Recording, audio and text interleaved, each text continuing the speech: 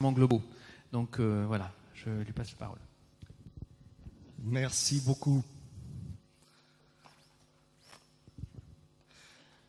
Merci beaucoup aux organisateurs pour cette invitation, pour me permettre de discuter avec vous pendant cette petite demi-heure sur les maladies infectieuses émergentes, vues effectivement à travers les changements globaux, pour illustrer combien effectivement on est à la merci de l'immense diversité des agents pathogènes infectieux. Je mettrai cette présentation sous l'ombrelle du DIM One Health, qui va avoir d'ailleurs au niveau de la région Île-de-France un nouvel appel d'offres pour soutenir la recherche dans le contexte justement une seule santé, avec des partenariats publics-privés qui sont parfaitement possibles à monter dans les projets que soutient le DIM One Health. Et le prochain appel d'offres concerne l'investissement qui se monte jusqu'à 1,5 million, qui va être ouvert dans quelques jours. Alors, le sujet que je voudrais vous présenter brièvement va être effectivement une approche assez globale et assez grossière en même temps, mais pour vous montrer combien la dynamique des agents pathogènes existe toujours aujourd'hui, combien elle est importante et combien la prévention va être de loin la meilleure solution pour éviter de tomber dans des coûts énormes de traitement. Alors, derrière les moteurs des émergences, il y a le changement climatique, qu'on parlera un tout petit peu. Plus précisément, en fait, c'est la notion de globalisation des transports, également l'augmentation de certaines villes de façon disproportionnée dans certains cas, qui favorise considérablement les émergences de maladies infectieuses. Face, derrière, à une diversité d'agents pathogènes énorme. Alors, la courbe que je vais vous présenter ici est un petit peu différente de celle que présentait Joël Doré tout à l'heure sur les maladies infectieuses. Elle n'est pas tout à fait dans le même sens parce que vous voyez que le nombre de maladies émergentes augmente en fait. Le nombre de cas traités, globalement, peut diminuer dans certaines régions géographiques. Mais le nombre de maladies infectieuses est en augmentation parce qu'il y a une diversité d'agents pathogènes. Le SARS, c'est un nouveau coronavirus. Le MERS, c'est un nouveau coronavirus qui apparaît aux antipodes par rapport au SARS. L'un vient de l'Asie, est lié à effectivement des civettes, qui était le maillon intermédiaire avec le réservoir, qui est une chauve-souris. Et le MERS, c'est également un autre coronavirus, où c'est le chameau qui va faire l'intermédiaire avec la chauve-souris et l'homme. Donc on a beaucoup d'émergences de cette nature au niveau de la planète et effectivement il y a cette notion aujourd'hui de ne devons-nous pas approcher de façon globale l'ensemble des virus compte tenu de leur énorme biodiversité, puisque aujourd'hui, même si on connaît 111 familles de virus, tel que c'est décrit par Denise Carroll récemment dans cette publication, même si 25 familles virales sont impliquées dans les maladies essentiellement humaines et animales, derrière ces 25 familles de virus, il y a une énorme biodiversité virale que l'on sous-estime et qui existe dans les réservoirs. Et effectivement, les épidémies SARS ou MERS ne sont que des révélateurs de cet énorme potentiel qui existe dans la nature. Donc il y a ce projet d'aller vers la connaissance de ces millions de virus, dont certains sont potentiellement pathogènes pour l'homme et l'animal. Alors, derrière les virus, il y a également d'autres agents pathogènes, d'autres familles d'agents pathogènes, qui sont les bactéries, qu'on n'a pas à sous-estimer, notamment avec l'émergence de l'antibiorésistance. Il y a également des parasites, avec par exemple les cryptosporidium, qui ont été à l'origine de beaucoup d'émergences au niveau humain et animal. Alors, changements globaux, je vous prendrai cette image, ces changements globaux, sur le fait qu'aujourd'hui, en 2017, effectivement, on consommait à crédit notre énergie à partir du mois de mai. En 2018, c'est à partir du mois d'avril, de quelques jours avant le mois de mai. Donc, ça signifie que l'on, effectivement, consomme quand même, dans un certain nombre de pays au monde, beaucoup plus que nécessaire, puisque, effectivement, on fait un prêt sur les générations futures. On consomme ce que ne pourront pas consommer certaines générations futures par toute notre activité. Je vous mets cette diapositive pour illustrer les changements globaux, parce que vous voyez que ça s'accélère de la même façon, tout compte fait, que les maladies émergentes s'accélèrent quelque part. Alors, avant d'aller plus loin, je voudrais qu'on illustre le concept une seule santé, un monde, une seule santé, qui pour certains peut être galvaudé, qui pour certains peut être un lieu commun, tout compte fait. Alors, pour bien le montrer, eh bien, le mieux. Alors aujourd'hui, j'ai pris un exemple sur quelque chose qui existe, qui est perturbé dans l'environnement en Inde, mais ça pourrait être dans un autre pays. En tout cas, vous verrez que ça explique pourquoi nous n'avons pas de vautours en France. Et combien, si on perturbe l'environnement, la santé animale est impactée, et en ricochet, la santé humaine. Alors, on pourrait prendre effectivement les antibiotiques comme exemple. Et bien, je vais vous prendre un anti-inflammatoire parce que, effectivement, montrer combien une seule molécule peut être à l'origine d'un désastre au niveau de la santé publique. Alors, il y a 30 ans, 40 ans, quand vous sortiez de l'aéroport à New Delhi, vous pouviez voir le balai des vautours à la sortie de l'aéroport. Vous promeniez effectivement dans la campagne, vous pouviez voir ces balais de vautours. Aujourd'hui, après l'introduction du diclofénac à la fin des années 80, il n'y a plus de vautours qui volent dans les cieux. Il y a une disparition complète de ces vautours liée à la toxicité extrême dans les tissus musculaires des animaux qui ont reçu le diclofénac. Le diclofénac, c'est un anti-inflammatoire pour les sportifs que vous êtes. Vous pouvez l'utiliser effectivement quand vous avez une boiterie. Quand l'animal boite, il ne peut pas travailler. Même si on ne consomme pas forcément des bovins en Inde, ces animaux travaillent. Les animaux domestiques travaillent, ils produisent quelque chose pour l'homme. Sinon, ils ne sont pas domestiques. On a besoin pour qu'ils travaillent, qu'ils ne boitent pas. Donc on a utilisé le diclofénac pour qu'ils ne boitent pas, qu'ils puissent continuer à travailler. On a détruit l'ensemble de la population de vautours. Alors, on pourrait dire, mais importe peu, c'est une espèce animale qui disparaît. Le problème, c'est que c'était des nettoyeurs, des fossoyeurs, des carcasses qui tombent par terre. Qui va gérer cela? Alors, en général, la nature a toujours horreur du vide, et ce sont les carnivores qui vont prendre le relais des vautours. C'est la réalité. Une augmentation de près de 35% des carnivores a eu lieu en Inde, liée à la disparition des vautours. Les carnivores ont pris la place, effectivement, des vautours. Le problème, c'est que les carnivores, ils apportent la rage. Et ils se battent autour de la carcasse. La transmission se fait beaucoup plus. Le bilan, c'est qu'il y a à peu près, sur une période de 20 ans, 5 millions de carnivores bien nourris, notamment de chiens errants. On pourrait le reproduire sur des tas d'autres pays à la surface du globe. 38 millions de morsures. Si on considère qu'il y a un mort par rage pour 1000 morsures, eh bien aujourd'hui on estime à plus de 40 000 décès liés à la rage en Inde, rien qu'à l'utilisation d'une seule molécule, le diclofénac. Vous avez modifié l'environnement, vous avez altéré la santé animale, vous avez un ricochet terrible pour la santé humaine avec une majorité d'enfants malheureusement.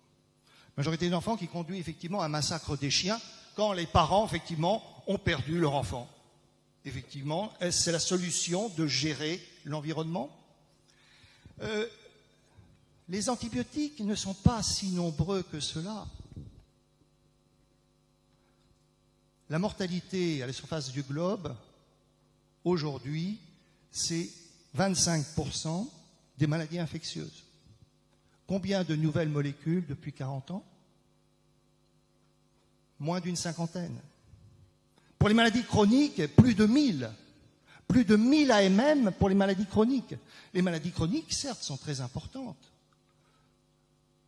pour beaucoup de pays. Mais n'oublions pas que la mortalité au niveau de la surface du globe est liée à 25% des cas aux maladies infectieuses, aux agents pathogènes. Donc les changements climatiques, on voit, sont à l'origine également de modifications de notre environnement qui vont favoriser l'émergence de ces agents pathogènes. Mais souvent, en fait, il y a un mélange de paramètres avec la démographie. On va vivre mieux dans des endroits tempérés, effectivement, ou à des comportements humains qui vont accélérer la transmission de l'agent pathogène. Et donc, ce n'est pas toujours facile de sélectionner un paramètre, un moteur, par rapport à un autre. Donc, néanmoins, il est sûr que ce changement climatique existe avec une augmentation des températures. Les conséquences, eh bien, effectivement, c'est plus facile de voir les conséquences sur les plantes. Et cette modélisation de l'INRA de Nancy sur la projection avec une augmentation telle de la température projetée sur un siècle montre effectivement une densité de pins et de chênes verts qui va augmenter, le chêne vert en rouge et le pin en orange, qui va augmenter considérablement en France dans ces conditions. Alors, quel est le lien avec l'animal ? Eh bien, l'animal, il vit dans les forêts, notamment le gibier, notamment les cervidés, notamment les sangliers, dont la population, notamment pour les sangliers, a augmenté d'un facteur 20 en 40 ans. C'est une quasi-invasion. Les conséquences, c'est que la majorité des agents pathogènes émergents sont liés aux animaux et en particulier à la faune sauvage. Vous avez la réintroduction aujourd'hui de la tuberculose bovine dans le troupeau, liée à un réservoir sauvage qui a été contaminé par les bovins par Mycobacterium bovis et qui va échanger avec effectivement d'autres animaux sauvages et également les bovins à nouveau pour les recontaminer. On n'a pas réussi à éliminer, éradiquer au sens de la définition du terme, la tuberculose bovine en France. Alors vous avez ici sur cette carte publiée par Kessing effectivement les points chauds liés d'émergence potentielle liés aux animaux sauvages ou un autre thème que l'on va aborder tout à l'heure avec les agents vectorisés. Alors, effectivement, pour les animaux sauvages, vous voyez que l'Europe est assez bien située. Il n'y a pas que l'Asie qui va, effectivement, être la boîte de pétri pour faire l'émergence des agents pathogènes. Bien sûr, il y a des zones tropicales qui sont particulièrement intéressantes. Bien sûr, là où il y a le plus de biodiversité, aussi bien végétale qu'animale, on va avoir le maximum d'émergence, le plus de zones possibles qui vont être des zones particulièrement riches en émergence, mais les réceptacles de cette émergence sont liés également à la densité animale et à la densité humaine. Donc c'est pour cela que l'Europe est particulièrement sensible aux émergences, et c'est pour cela que nous avons eu à faire face à bon nombre d'émergences au cours des 30 dernières années. Alors, que pouvons-nous faire sur ces émergences ? Eh bien, on va illustrer cela déjà à travers les maladies vectorisées. Alors, les maladies vectorisées sont certainement celles qui se propagent le plus efficacement, le mieux, et qui impactent le plus aussi bien le troupeau que l'homme. Alors, par contre, on peut différencier deux choses. C'est l'animal qui tue le plus l'homme, c'est le moustique. À lui seul, il représente l'essentiel des maladies infectieuses transmises. Par contre, pour les animaux, ce sont les tiques. Donc, on a deux mondes. On a le monde des moustiques, qui est plutôt lié à la dissémination des agents pathogènes pour l'homme, même si le réservoir peut être animal. Pensez au Zika, pensez au chikungunya, le réservoir, ou la fièvre jaune, ou la dengue, le réservoir est animal. Et donc, c'est le moustique qui va faire le lien entre le réservoir et le village et la ville pour l'amplifier. Donc, le moustique, vous avez une illustration ici, la diversité des filovirus qui existent de par le monde, uniquement pour souligner que après un Zika, il y aura une nouvelle vague d'arbovirus, inévitablement, comme après le chikungunya a été émergé la dengue, qui a été multipliée par 10 en Amérique latine depuis les 20 dernières années, et pour lequel on subit à La Réunion aujourd'hui, effectivement, un épisode de dengue qui est particulièrement dramatique, puisqu'il y a plusieurs centaines de cas par semaine. Alors, effectivement, on a ce brassage de ces filovirus lié également au transport. Pensez que, à travers la technologie d'un Airbus, la seule arme contre les moustiques que l'on ait, c'est une vaporisation avec une bombe dans le cockpit.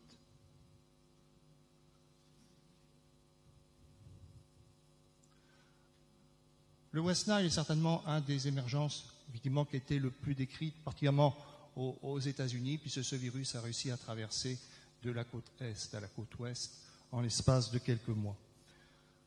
Mais passons sur ces virus pour aller dans le monde des tiques et donc dans le monde des agents pathogènes transmis aux animaux et à l'homme, parce que malheureusement, l'homme va être intermédiaire ou acteur dans le monde des morsures par les tiques.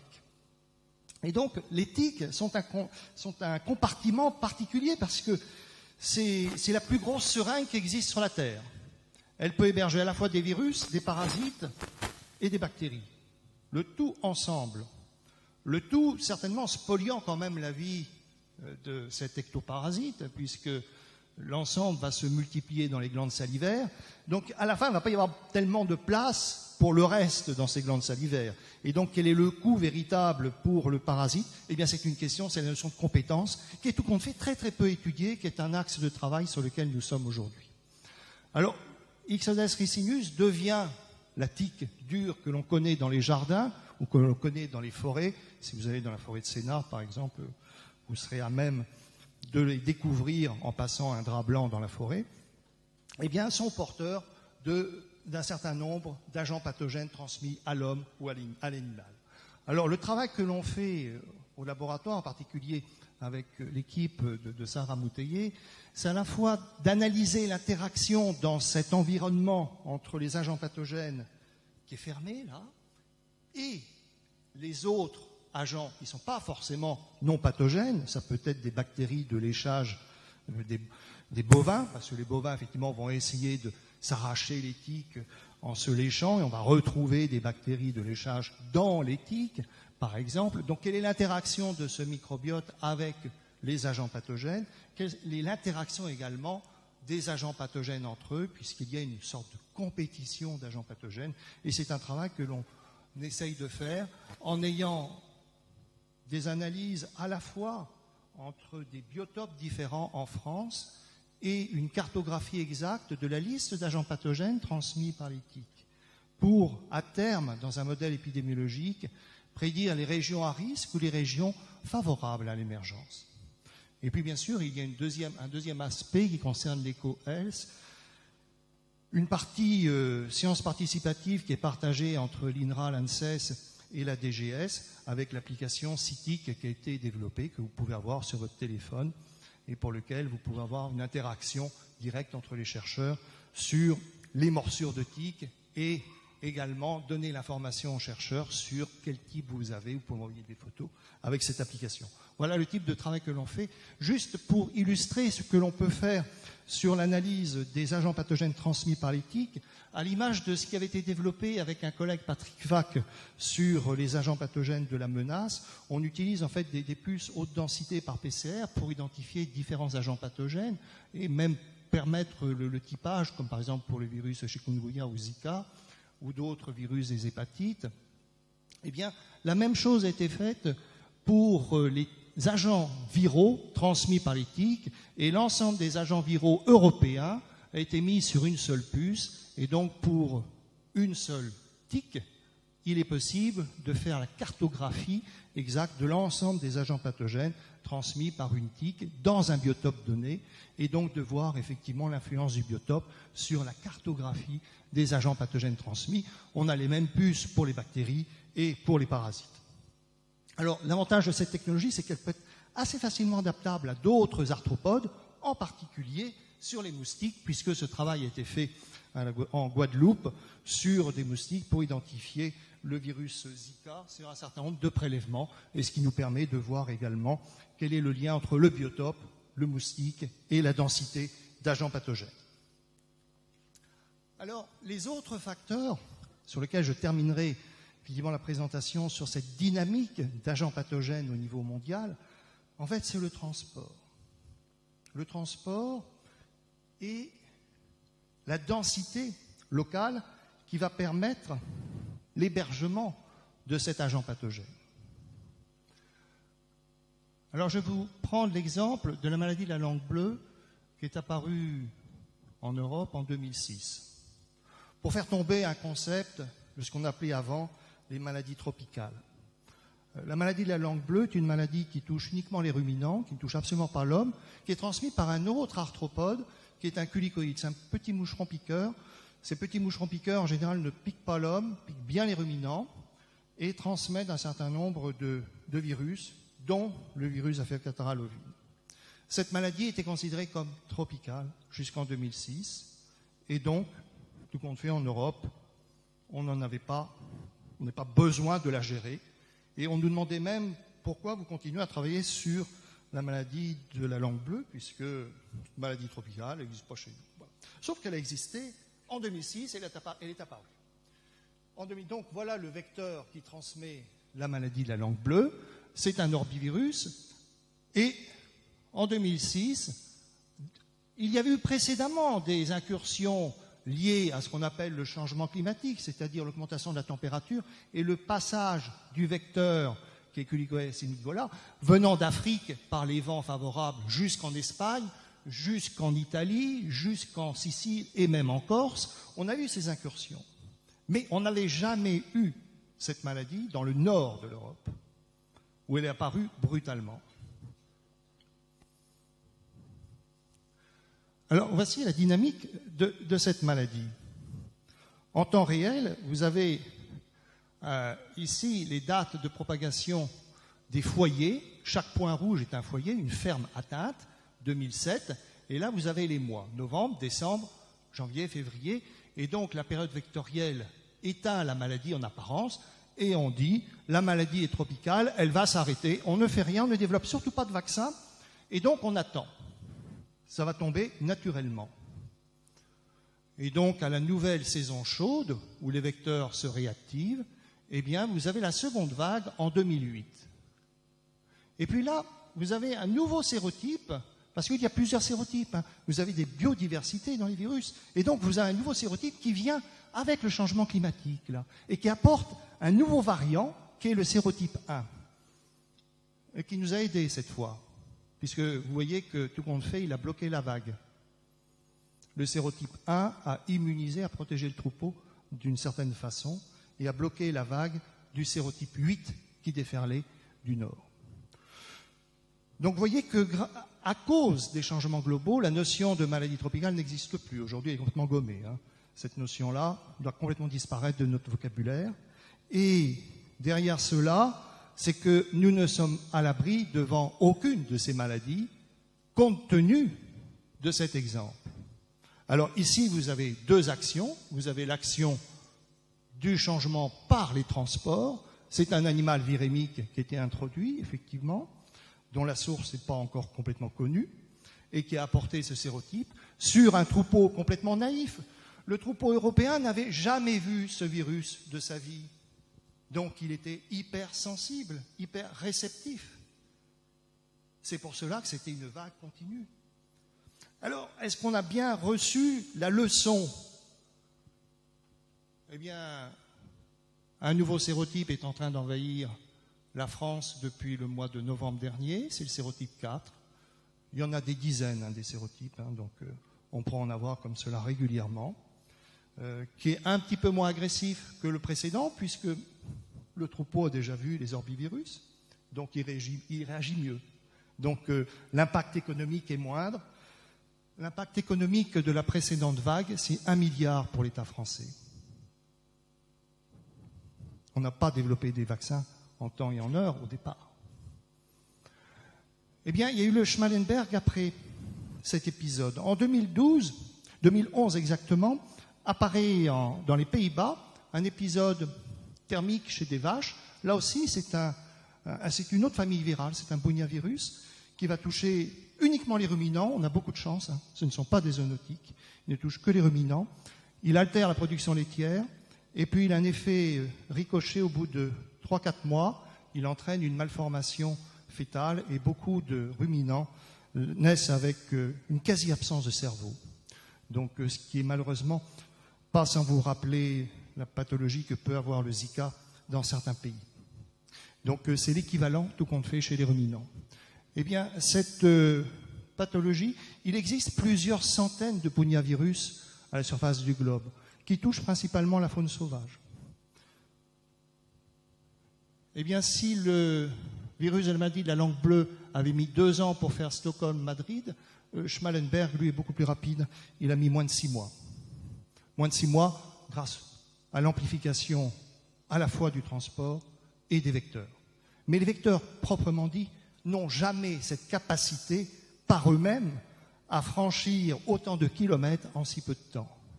Seule l'action humaine est véritablement le moteur de la propagation. Alors vous avez ici une cartographie qu'a réalisée un collègue au laboratoire sur les points chauds d'entrée, effectivement, en Europe pour les encéphalites virales transmises par les moustiques, où bien sûr les grands ports européens sont des zones d'entrée majeures, ce qui explique effectivement l'émergence de la maladie de la langue bleue dans cet épicentre et également du virus Schmallenberg. Mais donc ceci, tout compte fait, n'est qu'un début de l'histoire, puisque derrière on peut rajouter que la pollution entraîne énormément de désordre dans le monde environnemental. Je reviens à la notion du One Health, sur lequel j'avais illustré le propos en début, et pour lequel vous aurez un effet ricochet sur la favorisation du contact avec les agents pathogènes à cause de cette pollution.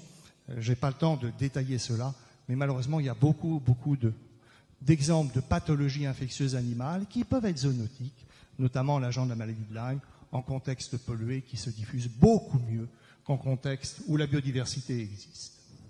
Donc, pour conclure et résumer, on voit qu'il y a une énorme diversité d'agents pathogènes infectieux, que celle-ci est loin d'être maîtrisée. Et qu'aujourd'hui, on voit passer les vagues, mais on n'est pas encore dans l'anticipation des vagues, loin s'en faut. Face aux maladies vectorielles, nous avons pratiquement que très peu d'armes. Il existe aujourd'hui 2 seules molécules contre les insectes, type moustique, s'entend. Un larvicide, un adulticide qui est autorisé. Sorti de cela, vous n'avez rien. Sinon, vous avez votre petite bombe dans le cockpit de votre avion, avec une émergence de résistance. Donc, il y a véritablement une importance clé à développer une recherche et un développement avec un partenariat public-privé tel que je l'ai bien entendu en début de séance, qui est fondamental pour apporter des solutions à ce qui est une importance vitale dans beaucoup de pays, mais qui peut l'être également demain pour nous. Vous avez vu effectivement la sensibilisation qu'a faite le ministère de la Santé pour gérer les moustiques.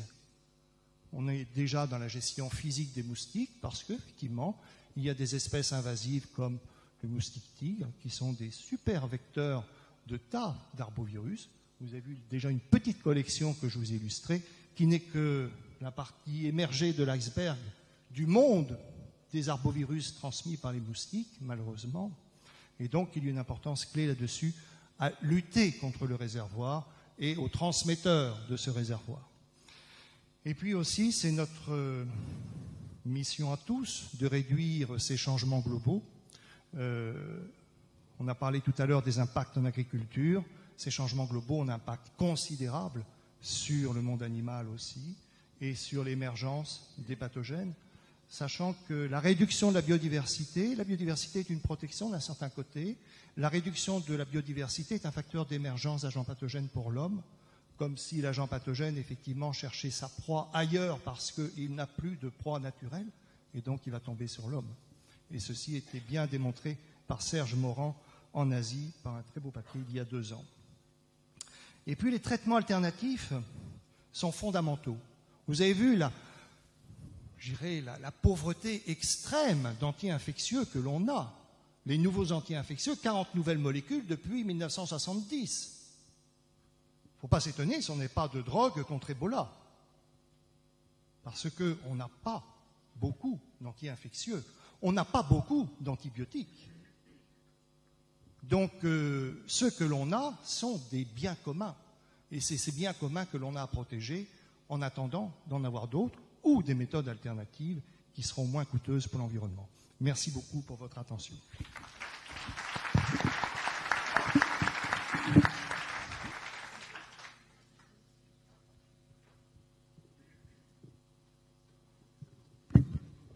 Alors, un grand merci à Pascal Boireau pour cette présentation globale qui est fascinante et en même temps presque effrayante. On a des questions dans la salle ? Oui.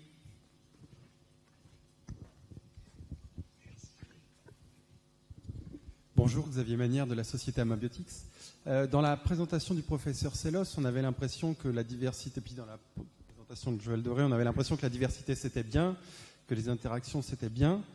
Et puis dans votre présentation, on a l'impression que la diversité, dans certains contextes, n'est pas forcément positive et que finalement les virus et les bactéries pathogènes, qui sont finalement des super interacteurs, peuvent être dangereux pour la santé. Comment est-ce qu'au niveau politique scientifique, on fait pour arriver à faire émerger vers quelque chose qui soit, entre guillemets, je ne sais pas comment dire, mais faire que les deux aillent dans le bon sens, en tout cas? Alors, effectivement,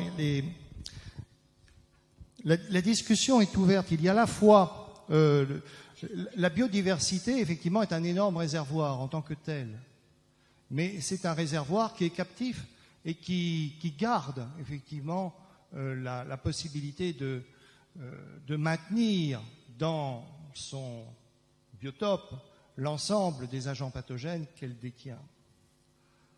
Le contact de l'homme avec ce biotope et la destruction de ce biotope est un facteur d'émergence. Ça, c'est clair, par contre.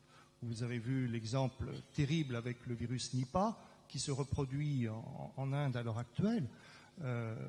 Quand le virus Nipah est apparu en Malaisie, c'était lié à la déforestation des chauves-souris. C'est pour cela que j'ai pris effectivement ces chauves-souris comme modèle de figure qui revenait, parce que c'est un réservoir qui se déplace normalement pas au contact de l'homme directement, certaines chauves-souris, parce qu'il y a très peu de chauves-souris frugivores qui sont réservoirs de certains virus très dangereux pour l'animal et après pour l'homme.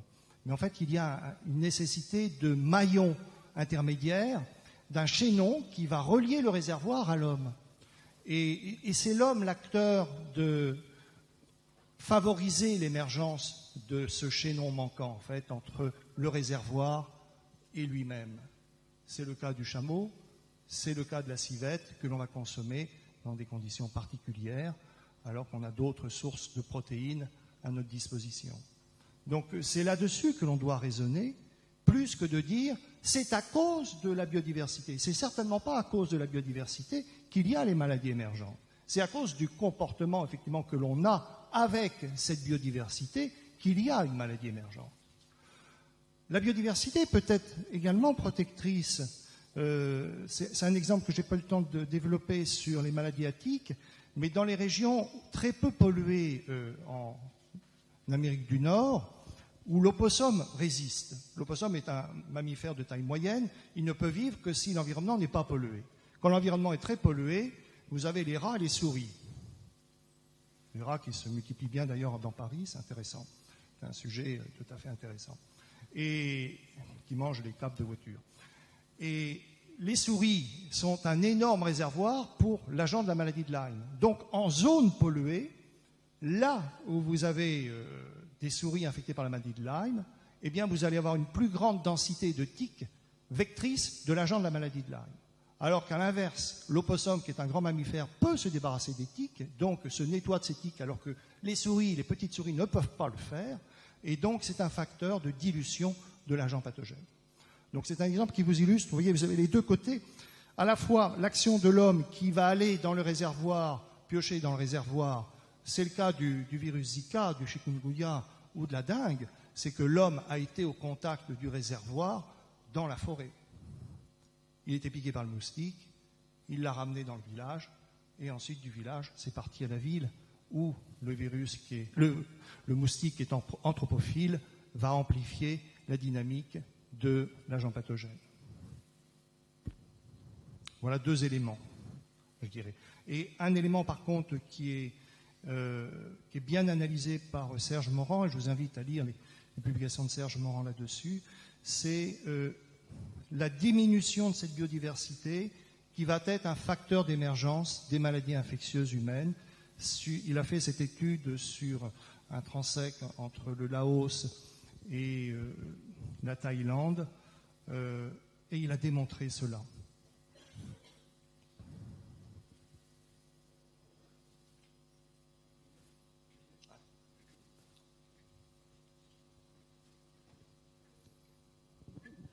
Claire Rogel-Gaillard, INRA.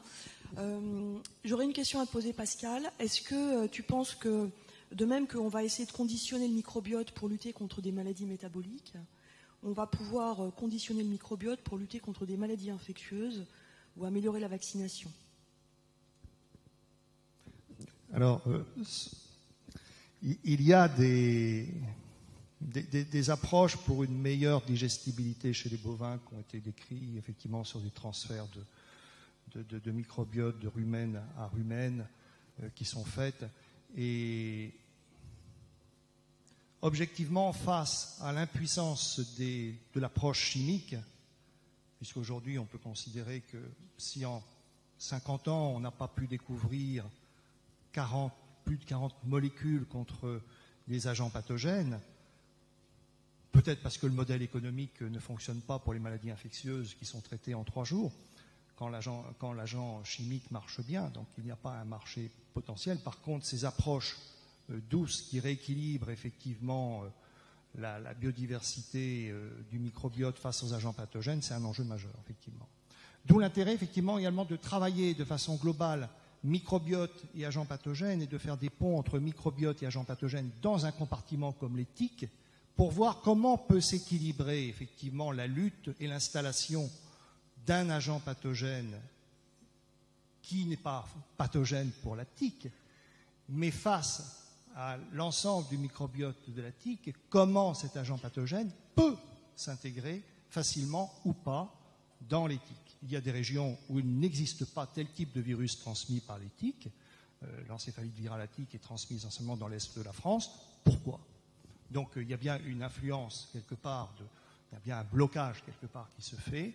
Donc ces mécanismes-là sont hautement intéressants pour avoir une autre approche que effectivement uniquement la voie chimique qui est utilisée et pour laquelle on a des limites puisqu'on ne trouve plus de nouvelles molécules aujourd'hui. Donc il faut à tout prix d'autres voies et des alternatives aux maladies infectieuses pour lutter contre.